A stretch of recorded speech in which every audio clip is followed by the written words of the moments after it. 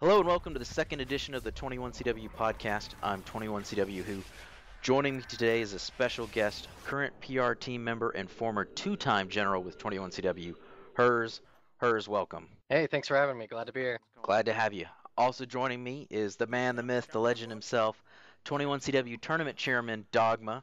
Dogma's going to talk with us a little bit later about the reinforcement process, but Herz, let me get to you first. Let's go with a quick recap of Saturday's battle. Of course, the GAF team, unfortunately, your team was swept. That's got to put a sour taste in your mouth. What do you think? Well, I certainly hate losing. I've always been a winner, and losing is just really, really rough on me. Takes me a little bit to adjust. At this point, I think numbers is the biggest problem we have. Once we get those numbers in place, we should be able to kind of fix the other issues that we have at the moment, I guess. Yeah, both teams were definitely low on numbers, the IDF and the GAF, of course, with 2SL reinforcing. You mentioned there were some other issues. What other kinds of things did you see from your team that could use some improvement? Well, I think issues that generally affect divisions that are new. It's not exactly new at 21CW. Every time there's a new general, new command staff, kind of a revamp, it always affects the division to some extent. You have to adjust to the new command styles, the new strategies, just the new voices, all of it, I guess. Yeah, I know I ran some statistics of the armies going into the first scrimmage, and the GAF team, there were no slouches. If anything, it was the 2SL that was kind of on the bottom as far as the statistics go. So they've got the talent for sure. I think it's just a matter of kind of getting everybody going on the same page, getting those numbers up, getting those practice numbers up, so that everybody's familiar with, like you said, hearing each other's voices, knowing where they're going to go. But as a former general yourself, is there a message you give to your team to try to get them back on track? What's your first move as general? At this point, I think it's important for morale to stay positive. It's only the first battle. Anyone at this tournament can tell you that I tend to freak out early on. I'm starting to work on phasing that out. I think it's important to keep in mind it's just the first battle. Let's keep up a good fight. Don't get discouraged yet. Yeah, it's definitely easy for things to turn around, especially when you talk about that sort of wild card of getting campaign points for reinforcing. So even if a team's been winning, if they're slouches on their off days, it's easy to catch up being able to get 4 campaign points. That's half of the campaign points that you can get for winning. So winning gives you 8, and reinforcing gives you 4. So just being there and showing up, that's half the battle. So moving forwards a little bit, let's talk about some of the individual details of the map. Of course, it was Armored Shield and Grand Bazaar. Was there anything on Armored Shield that surprised you that didn't play out the way you thought it would have? I guess there's two things that come to mind. The first one is the freaking gunship, the good old Spooky. I was not expecting IDF Havoc, the good old general over there, to be running that thing as well as he did. With what DICE has done to it, via patches, all that fun stuff, I was not expecting them to do what they did with that at all. We would be in hiding one spot on the map, and then we would just hear explosions all around us. Oh, and we're dead. That's Havoc, or Havoc. Yeah, I guess Havoc actually works, and the C-130, it was everywhere, man. It drove me nuts. Yeah, on a map where you don't have any jet coverage, it's considerably more difficult to take that down. And when you've got your AA tied up trying to shoot down both enemy choppers and avoid jihad jeeps, having no jets on that map definitely makes that AC-130 significantly more powerful than on a map, I would think, when you've got lots of jets. And the second thing I guess I would add is tie into the podcast you guys did last week. The APCs, the destroyers, the new vehicles and armored kill were just insane. They're so mobile, they're so quick in comparison to a main battle tank, and you could literally move your whole armor force to one side of the map in just seconds. It's unreal how effective they can be in the right hands. Yeah, we'll get to some highlight clips in a minute, but watching some of them that some of our guys recorded, the speed of those Spruts and the U.S. tank destroyer is really incredible, especially when they get that little bounce going, start hopping across the map, and then combine that with the reactive armor being able to take that extra tank round and then rotate and take another tank round and keep rotating. The strategy definitely changes. I think in some ways that those tank destroyers can be more powerful than a main battle tank, which is kind of weird to think about. But what about Grand Bazaar? I think the APC on that map really dominated in a way that I don't think we necessarily anticipated. Kaiser and I talked and thought that a lot of the fighting could take place in those alleys and those cuts and that flanking. But it seemed like even with all the alleys and ways that infantry could cut through, the speed again of those APCs, they were able to get there and cut off any kind of reinforcement attempt as long as that APC was up. What are your thoughts on that? Well, the APC in the right hands at the right time, that's a killer combination. Nick's DK, I believe Lizzie DK did it as well. They were both superb in that APC before the IDF. It really shows just having the right player can really affect the game. I mean, I'm an infantry guy through and through. I know how that part of the game affects Grand Bazaar, but at the same time, it's really hard when you have that thing just circling around the streets like that. You can't really move your... It's not as free as you would like it to be, I guess, when you're a squad leader. Yeah, I had the opportunity to drive against Nyx for a short period during the battle, and I was like, okay, well, let me get in there, let me show him how it's done, because on pubs, of course, I mop up on that map, and I was dead before I got out of main, kind of thing.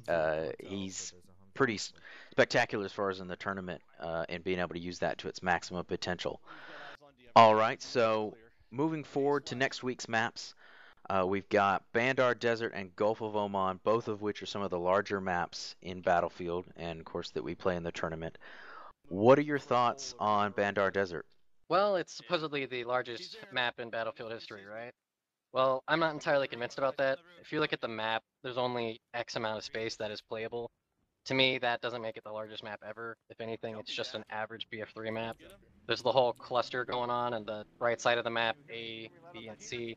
Yeah, that's just a stereotypical Battlefield map from the third iteration. It's not what I would expect from a traditional, true Battlefield map for those of us that have played 1942, Battlefield 2, that kind of thing. Maybe even Vietnam. I'm not used to that whole style, and to me that doesn't make it the largest map.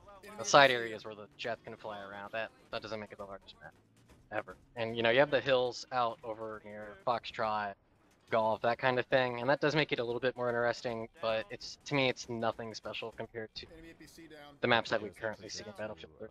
Yeah, I was a little bit disappointed myself with the way that map was drawn out. Everything, you still have those real condensed areas where you got a lot of flags together. Dice's words, I believe, are them subtly directing the action, but I think it can definitely make things play out somewhat predictably when you kind of don't have an option as far as what flags you have to take. It's you can look at it and there's really about, I mean, you can try to go in and take a what would be normally a flanking flag, but it's pretty risky to do that when you've got the gimme flags, as they call them, which are so close to your main. But it'll be interesting to see how that turns out. Uh, what about Gulf of Oman? Anything stand out on that map to you? Well, Gulf of Oman, honestly, it's a great map. Battlefield 2 brought back. I mean, it's a fantastic map. Anything from the Back to Karkin pack is just fantastic. Why? Because it's just Battlefield 2. And that's what a lot of us miss, I guess, to some extent. And it honestly plays out similar, if not the same, to what it did on Battlefield 2. I think the only real difference is, I don't remember exactly if in Battlefield 2 the construction site had the blown up or kind of the in progress towers, and that does change the dynamic a little bit. But beyond that, it really does play the same, just like it did in BF2. There's the whole, the US gets the 4 flags right off the start, and then the Russian is kind of the attacker rather than defender. Kind of beats the traditional ideology, I guess. It's interesting. Makes for a good map. It is interesting because there's so few of the other maps that have flags pre-capped. Most of the time you need to go in there, first one of the flag, your round starts are very important. But on a map where you kind of already have that stage set, it definitely changes the dynamics as far as how you can attack. And you're right, the Back to Karkan are the only maps that have those pre-capped flags on them. None of the others are like that. So before we get to some highlights, I want to talk to Dogma a little bit. Of course, we have the new 3-army system, and we have an army that's off every week for reinforcements. And there were some questions as far as how that would play out going in, and I think a lot of those questions have been answered, but I think there's still a little bit of room for clarification. Dogma, can you give us a little bit of a clarification on the intention of the reinforcement system? Well, the intention of the reinforcement system is, well, let's go back to the start, the whole intention behind the 3-army system. For the longest time, we've had 2 armies, and they've been fighting each other. But part of what that caused was a serious division within our community. You had people who were red for life, people who were blue for life, you know, red being op and blue being the coal. So we wanted to bring back a way for us to fight, but also a way for us to fight so that people could intermingle with other people. So with the three army system, you're no longer it provides a variety of challenges for an HCO because you're no longer facing the same army with the same command staff week after week after week. In fact, you never face the same command staff 2 weeks in a row. So you're always having to adapt because every general, every HCO staff, every CO staff has their own strategy. But when we implemented that system, we didn't want to have a third of the community just sitting off to the side doing nothing. So we you know, banged our heads around and came up with this idea of reinforcing. Basically what it is each week, the army that's off, and you mentioned it earlier, has the opportunity to earn themselves 4 campaign points towards the overall campaign score if they reinforce. The rule is you have to have 10 or more players either actively fighting in the battle or active in the reinforcement channel. That means pubbing with your buddies, watching streams, doing something, but you have to be here and on TeamSpeak and active. And if you get those 10 guys, bam, you get a campaign point for reinforcing.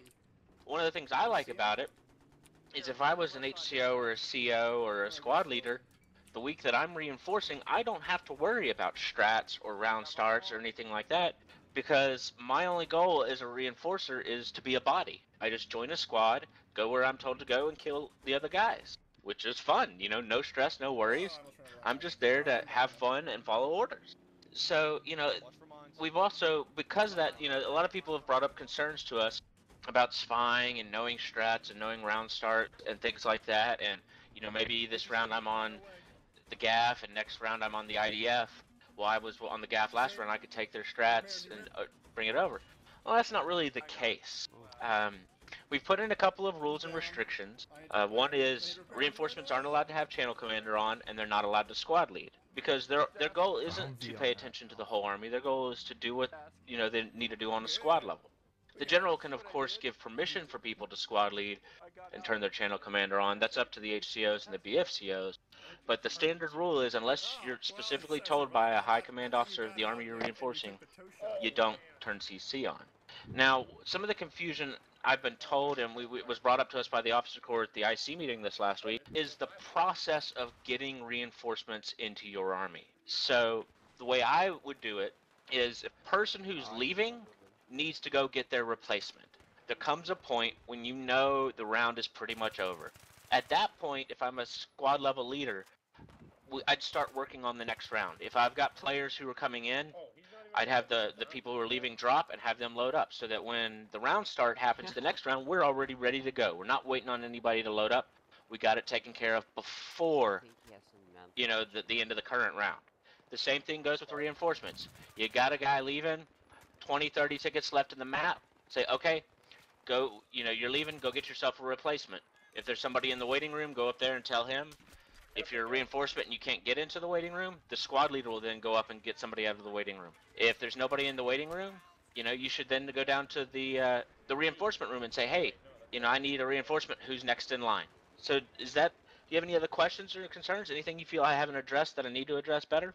No, I think that sums it up. I think the idea that the reinforcements are intended really more, they're not your game changers. They're there to be bodies, to fill your company, to be those extra guys. You know, we're really out. We don't have anybody else in our company. We don't have anybody else in our own division that can fly a jet that can fill this role. So let's get a minion from the reinforcement company and see what they can do. The intention of them is to man your own army. And, you know, if it comes down to it and you need some extra people, you know, that's what the reinforcement room is for. They're not there to be your ace in the hole jet pilot or your ace in the hole tanker or squad leader. No, I mean, that's not the rule.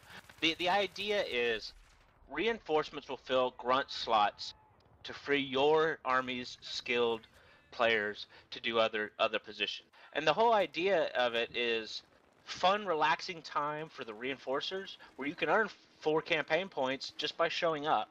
And then the HCOs and stuff don't have to worry quite so much about numbers because they've got the reinforcements there to help. Yeah, that's definitely some good information, Dogma, and something I'd like to add. This tournament has been around for 10 years now, and the admins have done a great job keeping everything alive, keeping the tournament going, and I think the numbers are going to pick up. I think that some of these issues people will start to realize aren't going to be that big of a deal down the line. So thanks again for your information, Dogma. Before we get to those highlight clips, I want to give a thanks to those who submitted the highlight clip. Killjoy sending out one, and Das Crow sending up another. And one last bit of recognition, Ruta actually posted some pics this time. He did get an admin knife of the tournament admin, James Bond. So congratulations to him. If you guys have any other questions or anything you want answered in the 21CW podcast, feel free to post them up. I want to give thanks to Herz again for joining me on Dogma, and Kaiser Zero for his input, as well as Dark Times for creating some wonderful intros to this video. And that's it for now. We'll see you next time.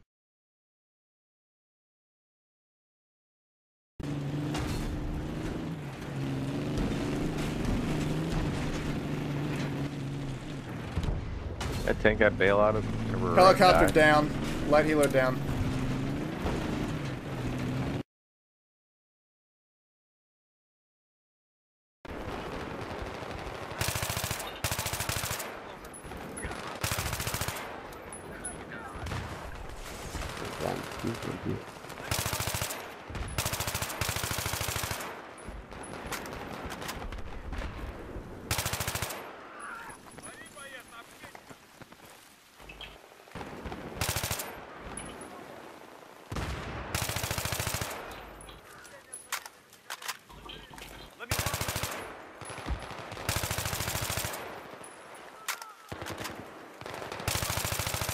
Retards.